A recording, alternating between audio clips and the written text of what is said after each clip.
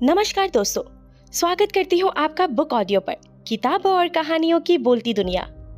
आज मैं आपके लिए लेकर आई हूँ प्रतिभा श्रीवास्तव अंश के द्वारा रचित बहुत सी प्यारी कहानी, जिसका शीर्षक है बातें 16 श्रृंगार की, जिसे सुनेंगे आप मेरी यानी आशी सरीन की जुबानी। नथ, गुलाबी जज्बातों के बीच मुस्कुराती नथ, बातें 16 श्रृंगार की। विशेष अवसर पर दिखाई देने वाली नथ नथिया थोड़े में पूरी जिंदगानी जी लेती, गुलाबी जज्बातों को समेटे मुस्कुराती दिखती। तेज रफ्तार जिंदगी में इन गहनों की महत्ता व गुणवत्ता तो जस का तस रहा, पर उसे हम अपनी संस्कृति परंपरा से कहीं ना कहीं दूर जरूर करते जा रहे। 16 श्रृंगार में सम्मिलित नथ कभी किसी परिचय का मोहताज नहीं रही। इसकी बनावट व आकार से इसके प्रदेश की महक आती। आज भी शादी में दुल्हन ट्रेडिशनल नथ ही पहनना पसंद करती है, चाहे जितना भी सजा श्रृंगार आभूषण से दुल्हन को सजा दे, पर खूबसूरती तो नथ से ही निखर कर आती है। हमारे यहाँ नथ को नथिया कहते हैं। अब बात करते हैं मेरे नथिये की। मेरा नथनी सच में बहुत खूबसूरत है। जानते हैं क्यों?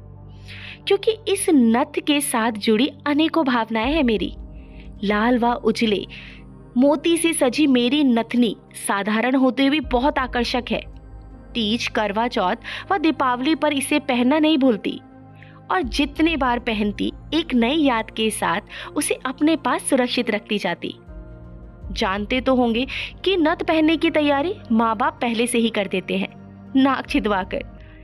एक सफेद नग वाला नोज पिन मेरे बचपन के दिनों में खूब चलन में थी, जिसे अम्मा बड़े प्रेम से मुझे पहनाई थी।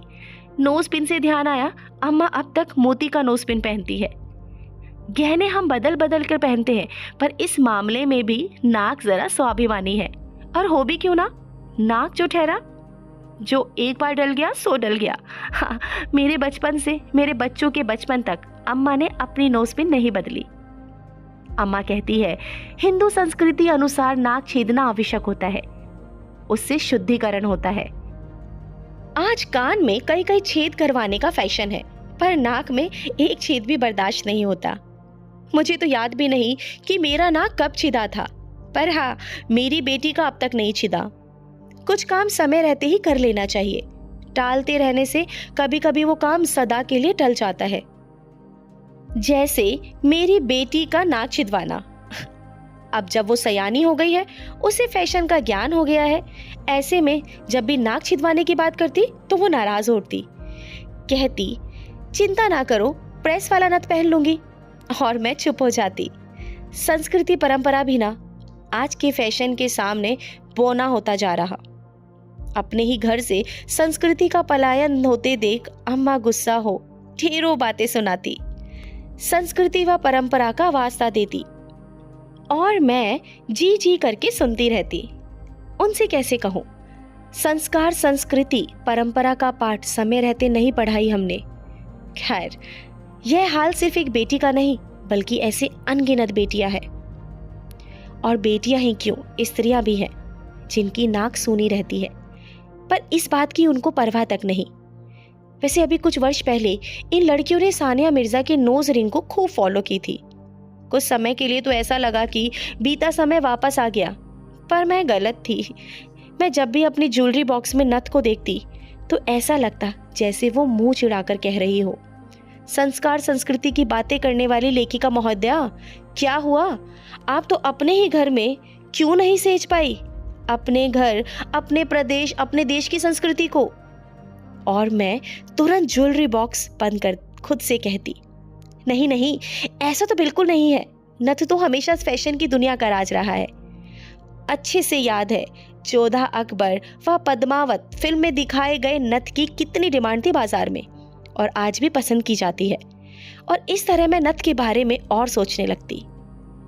कभी कभी तो ऐसा लगता कि इस नथ को पकड़कर किसी ने सजा दे दी हो, ठीक वैसे जैसे क्लास में बार बार प्रश्न पूछे जाने पर शरारती बच्चों को कोई काम सौंप दिया जाता, ताकि बाकी बच्चों पर भी ध्यान दिया जा सके। ठीक वैसे ही परंपरा व विशेष अवसरों पर बाहर निकालने का वादा कर नथ को हम तिजोरी में सुरक्षित रख देती। विशेष अवसरों पर निकलने वाली यह नथ नथिया ईद के चांद सी दिखती। नथ इस कारण भी विशेष है क्योंकि इसने स्वयं पर कभी धर्म को हावी नहीं होने दिया। प्रेम पर मर्यादा का चुनर डाल दो, यह नथ दो अजनबियों को करीब ले आती। चांदनी सी रात, फूलों की महक के बीच प्रेम के जज्बात लिए नथ धीरे से उतरकर जी भर के मन मर्जिया करती। सुहागिनों के हिस्से में आई यह नथ कुंवारे मन जलाती रहती और कुंवारे मन की तरह नथ भी शर्मा के गुलाबी हो जाती।